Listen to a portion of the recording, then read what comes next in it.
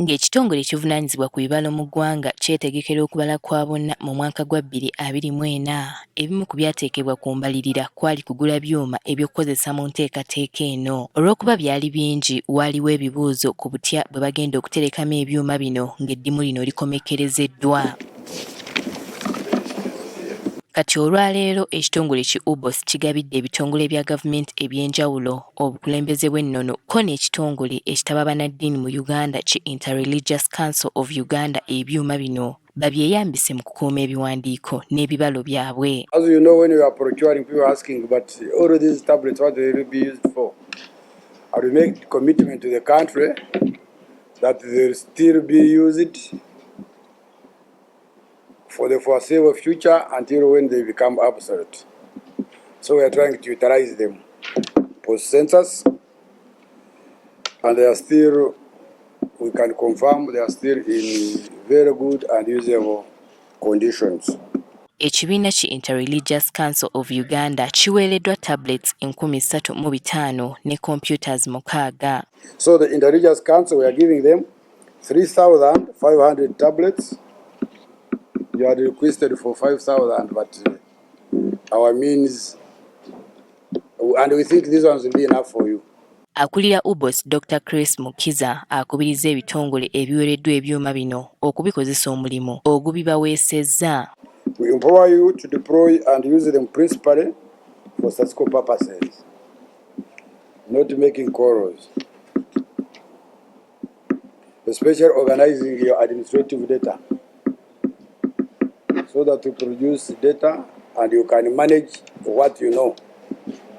Bano bagamba nti ekigendererwa ky'okufuna ebiwandiiko n'ebikwata ku bantu gye bawangaalira kyakubayamba nnyo naddala mu kaseera ng'okuddamu okubala abantu kutuuse baleme kutawaana nga bwe guzze guba. We believe that if you use these tablets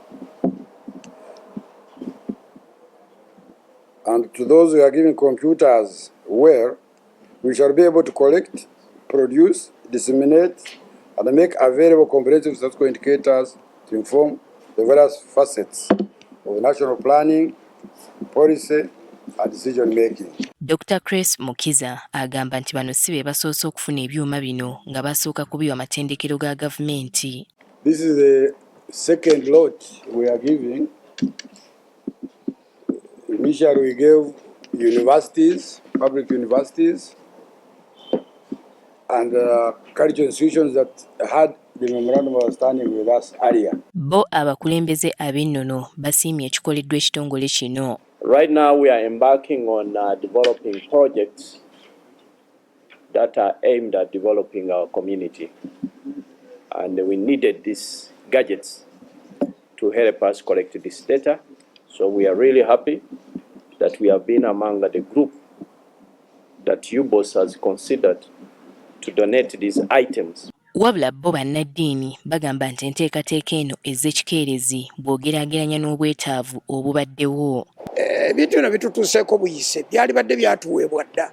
Munajjukira mmwe bannamawulire nti waliwo abantu bangi enzikiriza nnyingi ez'emulugunya nti babawadde ennamba ezitali zaabwe, abantu baabwe bababaze ne babakendeeza, abantu baabwe babagabidde enzikiriza endala. So kati ebyo bijja kuvaawo. N'ebitongole ebirala ebiweereddwa nabyo biriko bye boogedde. We thank the Bureau of Statistics for donating to us these tools, the tablets, but also working with the rest of the stakeholders. We are glad and honored to receive this donation of the tablets. The Presidential CEO Forum is an initiative that was set up by His Excellency the President of Uganda to keep dialogue and interface between the private sector, the public and the scientists. UBOS egamba nti yakugenda mu maaso n'enteekateeka eno okulaba ng'ensengeka y'ebiwandiiko mu ggwanga etandikira ddala abantu gye bawangaalira. Winnie Tesana Kayinja, Agafeyo ku Spark TV.